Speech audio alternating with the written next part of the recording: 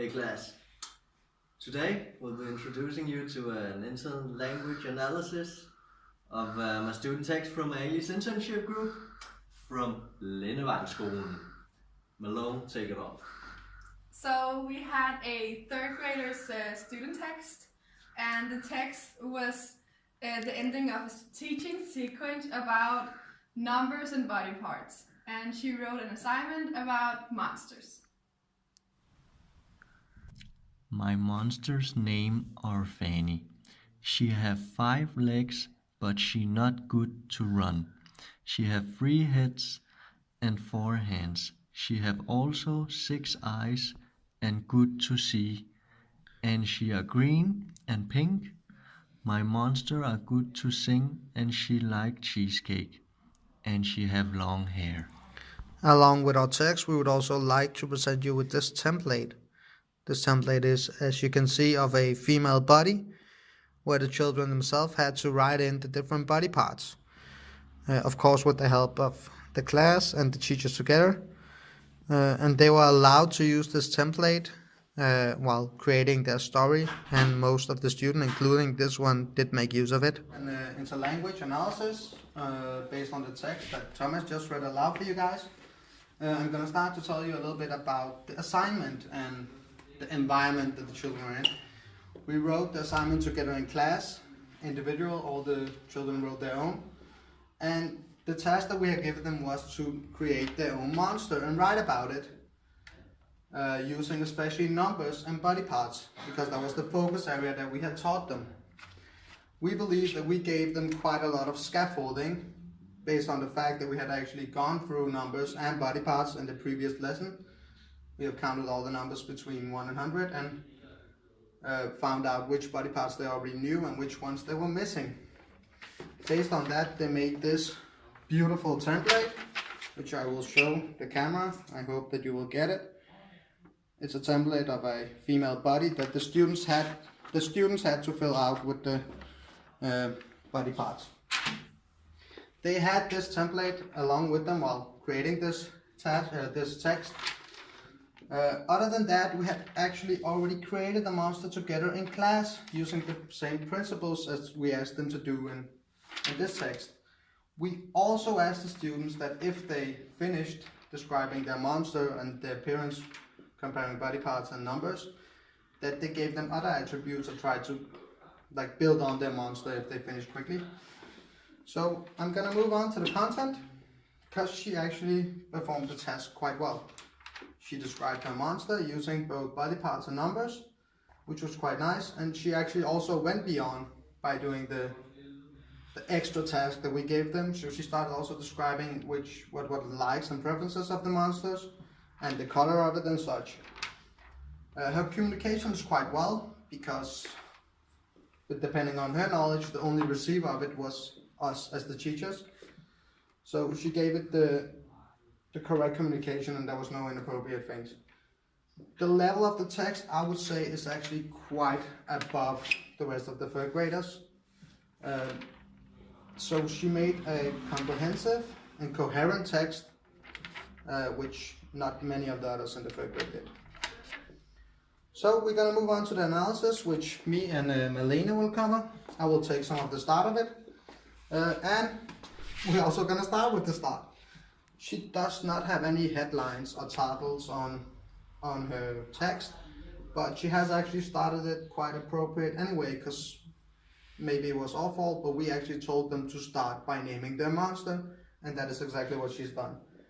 The communicative aspect I've already come in about a bit, because it is quite, also with the style, it's quite appropriate for the third grader.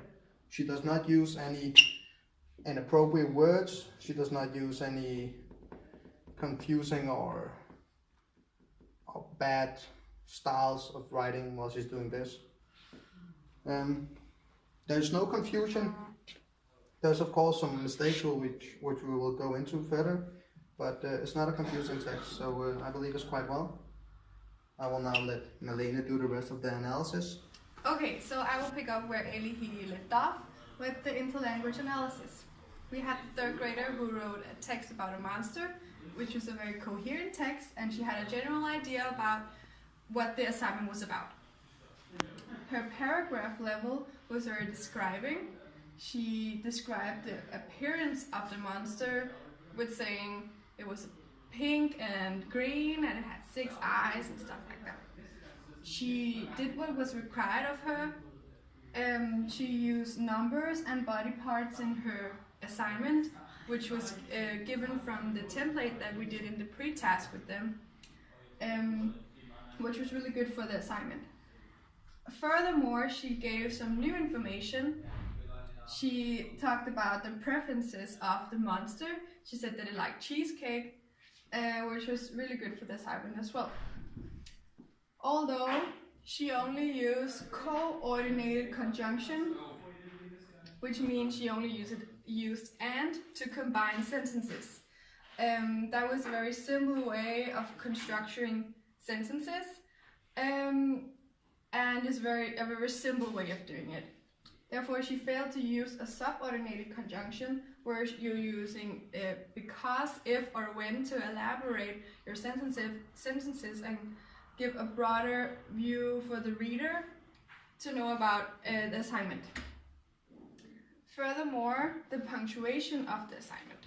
She fails to use any periods. She only had 1 comma in the whole assignment, which was really confusing for the reader.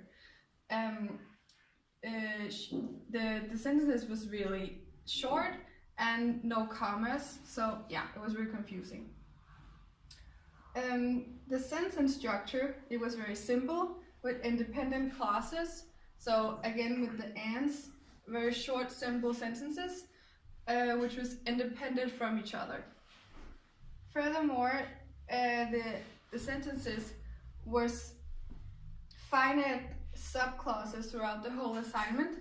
So again, the sentences was really final. For example, my monster's name is Fanny, new sentence. My monster likes cheesecake, stuff like that. So, that's it. Alright, so I'll pick up where Malene left off. First thing I want to point out is the spelling.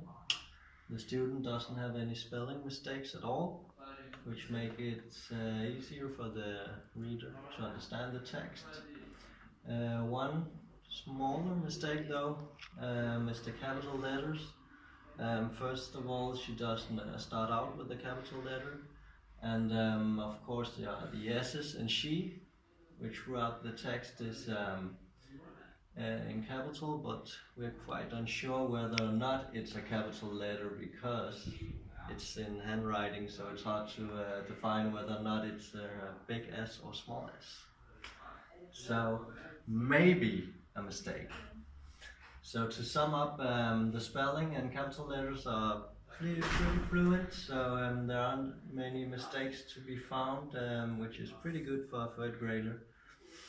Moving on to the analysis.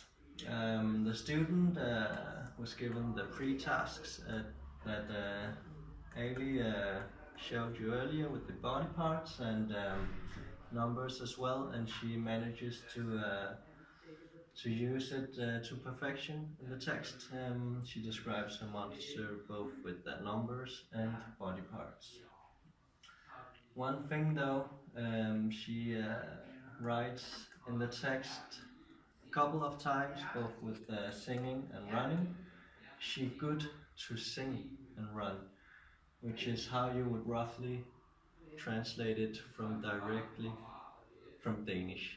So Danism, a smaller mistake there, and of course she should have used the ing form.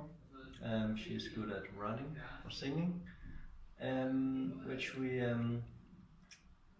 concluded that might be because of the lack of grammar teaching at the 3rd grade, which we've learned in class. It's pretty hard to teach young children grammar.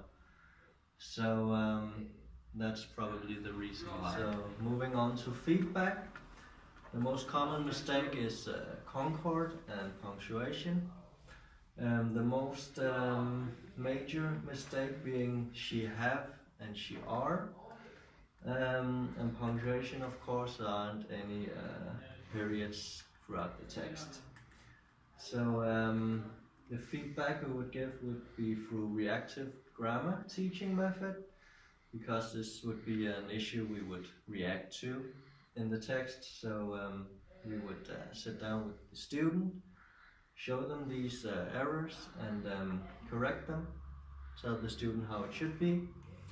And of course, if this being a common mistake throughout the class, we would of course bring it up on the blackboard and go through it with the whole class.